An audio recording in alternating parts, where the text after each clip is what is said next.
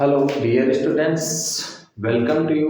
मैं सभी विद्यार्थियों का बहुत बहुत स्वागत और अभिनंदन करता हूँ। डियर स्टूडेंट्स, डेली क्लासेस के अंतर्गत आज जो हम बात करेंगे वो पाश्चात्य राजनीतिक विचारक के संदर्भ में बात करेंगे, जिसको राजनीति विज्ञान के पिता के नाम से जाना जाता है। तो डियर स्टूडेंट्स, आज की क्लास का हमारा जो टॉपिक रहेगा वेस्टर्न पॉलिटिकल थिंकर्स के संदर्भ में रहेगा और इसमें हम जो बात करेंगे मुख्य रूप से जो है अरस्तु के संदर्भ में बात करेंगे। इसके संदर्भ में अरस्तु के संदर्भ में, ठीक है, पाश्चात्य राजनीतिक विचारक अरस्तु। तो प्रिय विद्यार्थियों, जो अरस्तु थे इनको जो है राजनीति विज्ञान का पिता माना जाता है। किसका पिता माना जाता है? राजनीति विज्ञान का जो है जनक माना जाता है, राजनीति विज्ञान का पिता कहा जाता है, ठीक है। जो कि किसके शिष्य थे? ये प्लेटो के शिष्य थे। किसके शिष्य थे? प्लेटो के। प्लेटो आदर्शवादी विचारक थे, जबकि अरस्तु यथार्थवादी विचारक थे, ठीक है। कौन से विचारक थे? यथार्थवादी। सबसे पहले बात करते हैं हम इनके जो है परिचय के संदर्भ में बात करेंगे। तो परिचय के संदर्भ में बता दूं आपको कि अरस्तु जन्म से एथेंस वासी नहीं था, ठीक है। ये जन्म से एथेंस वासी नहीं थे और इनका जो जन्म हुआ था वो हुआ था 384 ईसा पूर्व में। जन्म की हम बात करें तो 384 ईसा पूर्व में जो है मकदोनिया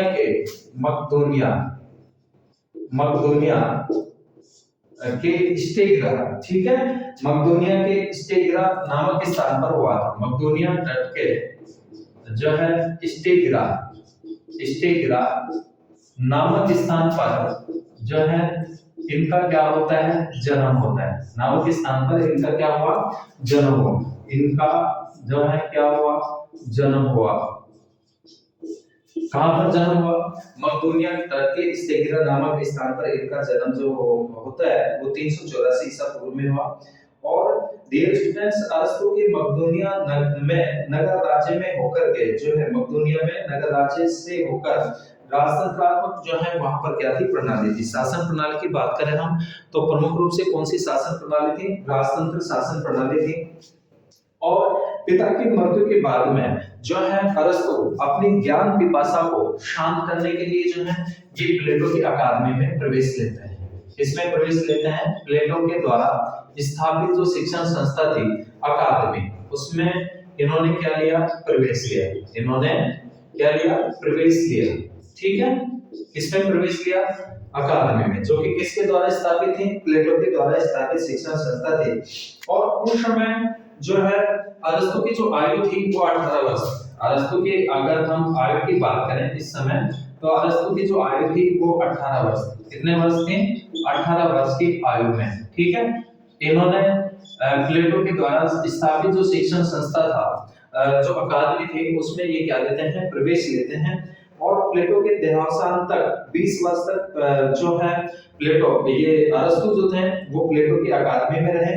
प्लेटो अरस्तु की प्रतिभा से बहुत प्रभावित था। डियर स्टूडेंट्स, बहुत ही होनहार और प्रतिभाशाली थे और इनको जो है प्रभावित होकर के इन्होंने जो है किसने? प्लेटो ने इन्हें बुद्धिमत्ता की मूर्ति कहते थे, ठीक है। इसकी मूर्ति बुद्धिमत्ता की मूर्ति कहा है इसको। बुद्धिमत्ता की क्या कहा? मूर्ति, ठीक है। कि बौद्धिक रूप से प्रतिभाशाली थे, बुद्धिमत्ता की मूर्ति के रूप में थे। इसके अलावा जो है अपने गुरु की मृत्यु के बाद अरस्तु ने अकादमी को छोड़ दिया और साथ ही एथेंस छोड़कर एशिया माइनर यानी कहां चले गए? प्लेटो की मृत्यु के बाद में ये ईरान चले गए। कहां चले गए? ईरान, ठीक है। ईरान चले जाते हैं जहां पर 2 राजाओं के दरबार में ठहरे। ये प्रमुख रूप से कितने राजाओं के दरबार में ठहरे? 2 राजाओं के दरबार में जो है ठहरते हैं। और हार्मिज के दरबार में इन्होंने जो है ईरान का पतन होते हुए देखा। किसके दरबार में? हार्मिज के दरबार में। अरस्तु जो है 12 वर्ष तक जो है विभिन्न स्थानों पर जो है ये भ्रमण करते रहे और इसी दौरान राजा हर्मियास की दत्तक पुत्री पिथियास से शादी कर ली और वहीं रह करके वह गैर सरकारी परामर्शदाता के रूप में क्या करने लगे? कार्य करने लगे।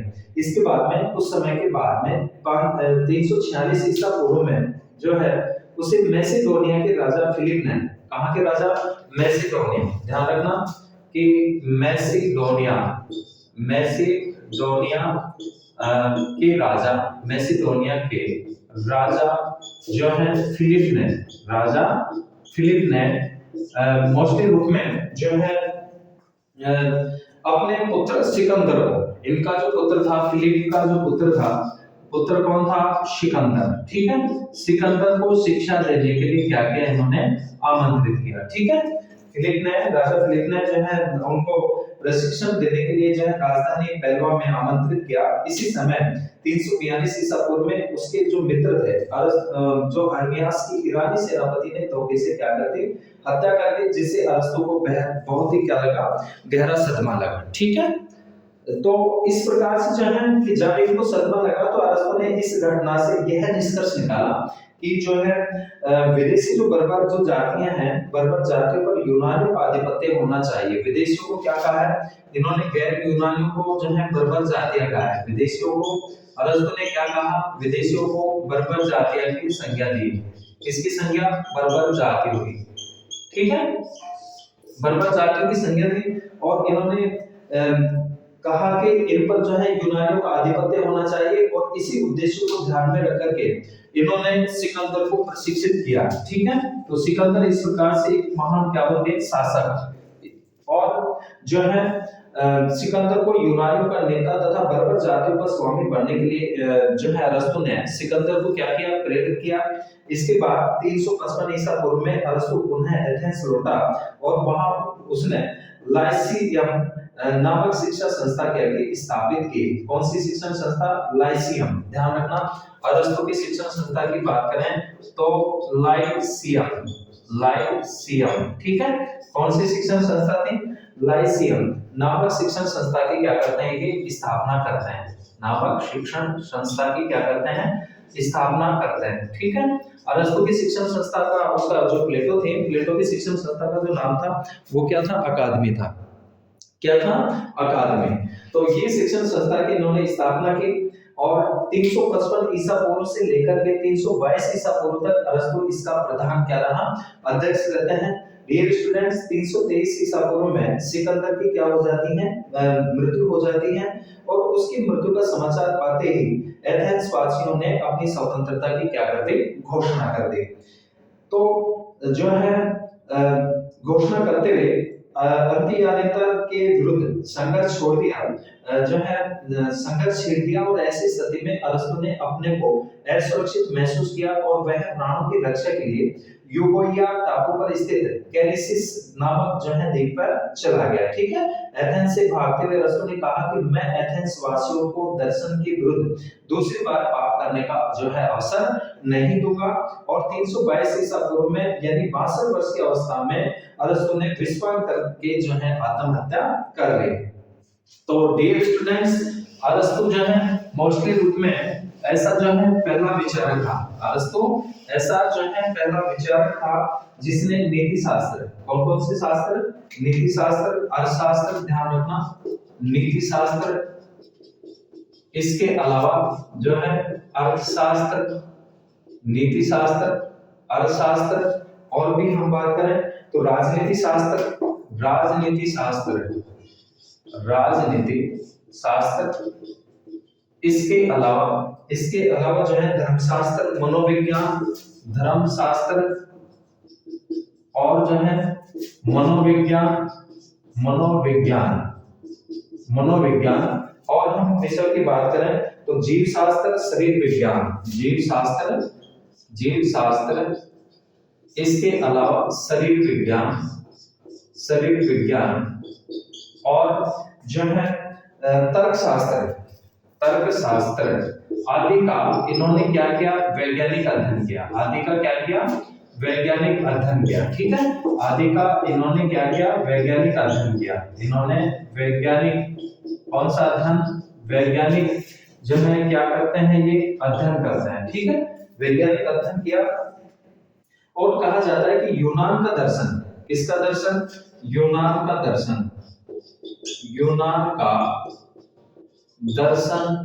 जो है बीज की तरह जो है शुक्रात में आया। बीज की तरह किसमें आया? शुक्रात में आया। शुक्रात में आया। इसके अलावा जो है लता की भांति जो है प्लेटो में आया। बीज की तरह तो किसमें आया? सुकरात में आया। और लता की भांति प्लेटो में फैला। ठीक है, लता की भांति जो है किसमें फैला? प्लेटो में फैला। प्लेटो में फैला। वह पुष्प की तरह, किसकी तरह? पुष्प की तरह जो है पुष्प की तरह अरस्तु में खिल गया। पुष्प की तरह किसमें खिल गया? अरस्तु में खिल उठा। खिल उठा।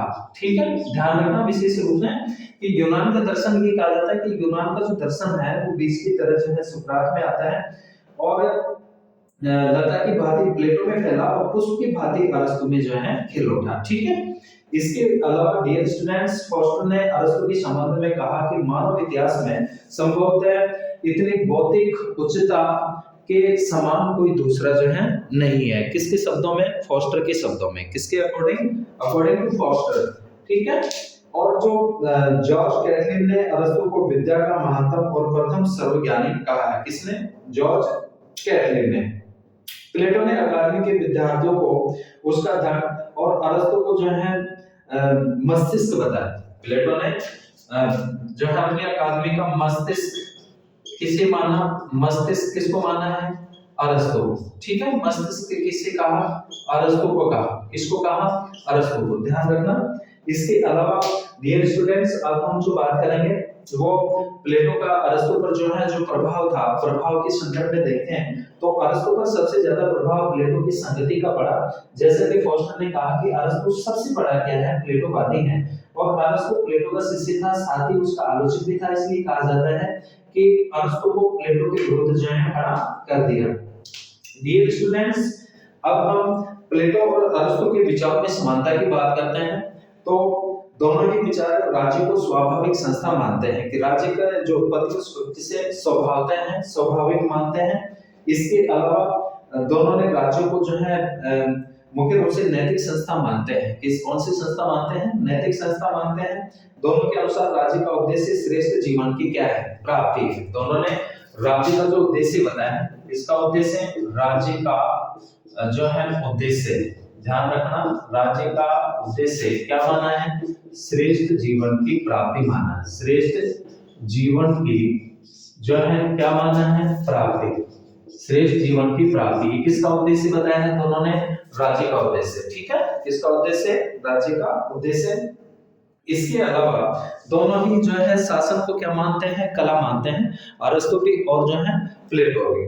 और भी हम बात करें समानता के संदर्भ में कि दोनों ही जो विचारक हैं, जो प्लेटो हैं और जो अरस्तु हैं, ये दोनों ही लोकतंत्र के क्या हैं? आलोचक हैं। लोकतंत्र के क्या करते हैं? आलोचना करते हैं। इसके अलावा डियर स्टूडेंट्स, ये दोनों के चिंतन का केंद्र बिंदु नगर राज्य है। ठीक है, और समानता की बात करें, दोनों के जो चिंतन का जो केंद्र बिंदु है, चिंतन का जो है केंद्र बिंदु क्या है? नगर राज्य। चिंतन का केंद्र बिंदु क्या है?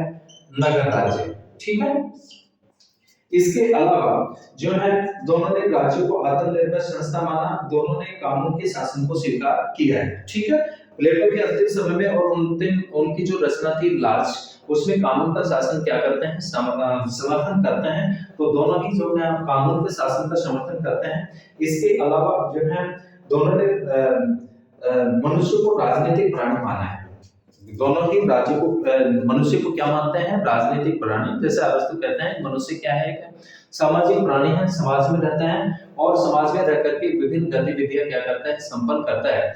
अगर कोई व्यक्ति ये समझे कि उसको समाज की आवश्यकता नहीं है या समाज से अलग रह करके वो अपना जीवन यापन कर सकता है, तो ऐसा व्यक्ति या तो देवता हो सकता है या क्या हो सकता है? पशु हो सकता है। ठीक है, तो दोनों ही जो है मनुष्य को राजनीतिक प्राणी मानते हैं। अब डियर स्टूडेंट्स, हम असमानताओं की बात करते हैं। ये तो मुख्य रूप से हमने देखा कि प्लेटो और अरस्तु के विचारों में समानता की बात की।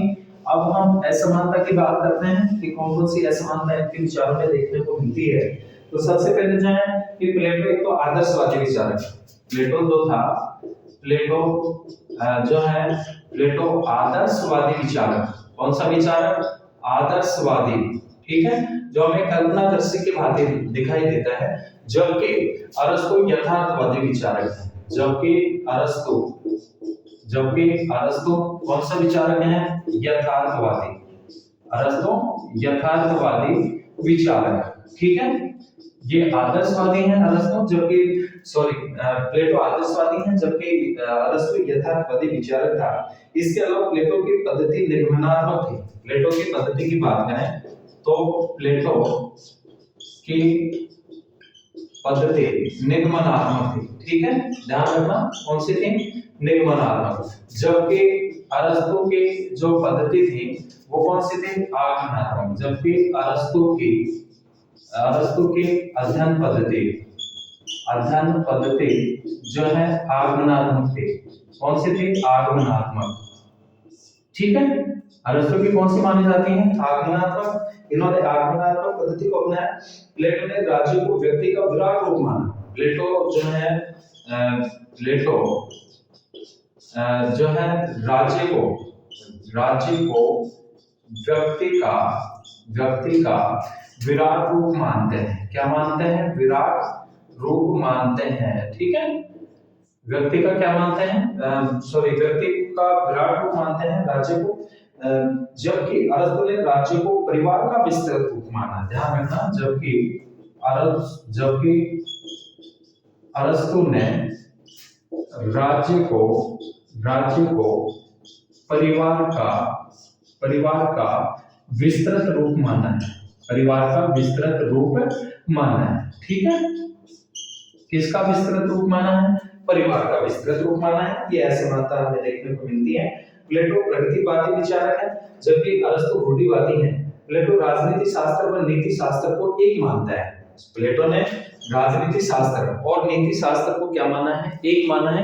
जबकि अरस्तु ने नीति शास्त्र को राजनीति शास्त्र से क्या किया है? अलग किया है। ठीक है, दोनों को अलग मानता है।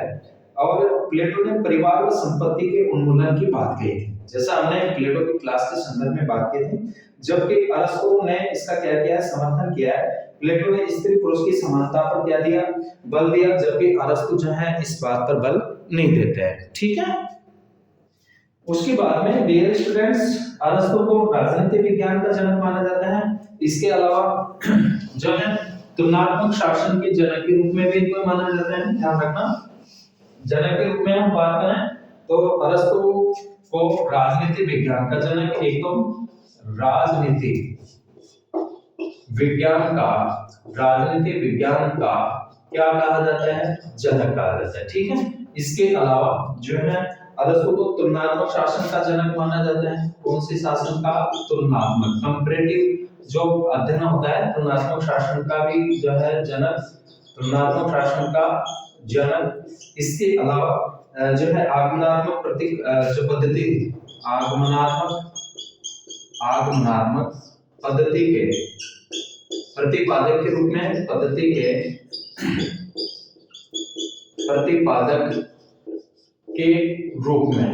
ठीक है, आगमनात्मक पद्धति के प्रतिपादक के रूप में।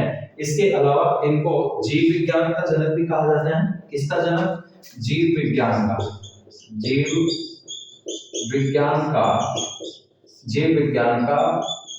जनक। ठीक है, और हम बात करें तो प्रथम वैज्ञानिक विचारक कहा जाता है इनको, जो है ध्यान रखना, प्रथम वैज्ञानिक विचारक के रूप में। ठीक है, प्रथम वैज्ञानिक विचारक भी इनको कहा जाता है। तो डियर स्टूडेंट्स, राजनीति विज्ञान का जनक, तुलनात्मक शासन का जनक, आगमनात्मक पद्धति के प्रतिपादक के रूप में, जीव विज्ञान के जनक के रूप में और प्रथम वैज्ञानिक विचारक के रूप में भी। अब हम बात करते हैं अरस्तु की पुस्तकों के संदर्भ में। ठीक है, इनकी जो महत्वपूर्ण जो है पुस्तकें या कृतियों के संदर्भ में बात करेंगे। तो dear students, on the soil, इसके अलावा एथेंस का संविधान, कहां का कॉन्स्टिट्यूशन? एथेंस का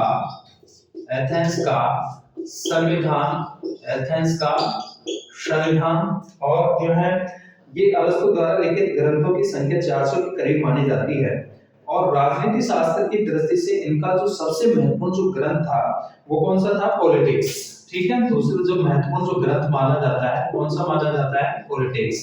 ये राजनीति शास्त्र की दृष्टि से कौन सी दृष्टि से? राजनीति शास्त्र की दृष्टि से सबसे महत्वपूर्ण जो ग्रंथ थे या इनका जो ग्रंथ था कौन सा था? पॉलिटिक्स। ध्यान रखना। इसके अलावा जो है कॉन्स्टिट्यूशन, रिटोरिक्स और इसके अलावा इथिक्स। ठीक है, इथिक्स भी किसकी रचना थी? एथिक्स अरस्तु की। ठीक है, तो ये महत्वपूर्ण इनके ग्रंथ और जो है रचनाएं थे। इसके अलावा जो है ब्राउन ने कहा कि पॉलिटिक्स अपने विषय पर सबसे प्रभावित और सबसे अधिक गंभीर क्या है जो है ग्रंथ है डियर स्टूडेंट्स। इसके अलावा फोस्टर ने कहा कि पॉलिटिक्स को यूनानी राजनीतिक चिंतन का सर्वोत्तम जो है प्रतिनिधि करने वाली रचना कहा। इसके अलावा जो है अब जो हम बात करेंगे प्लेटो के सिद्धांतों की संदर्भ में बात करते हैं डियर स्टूडेंट्स, नेक्स्ट क्लास में करेंगे ये बात।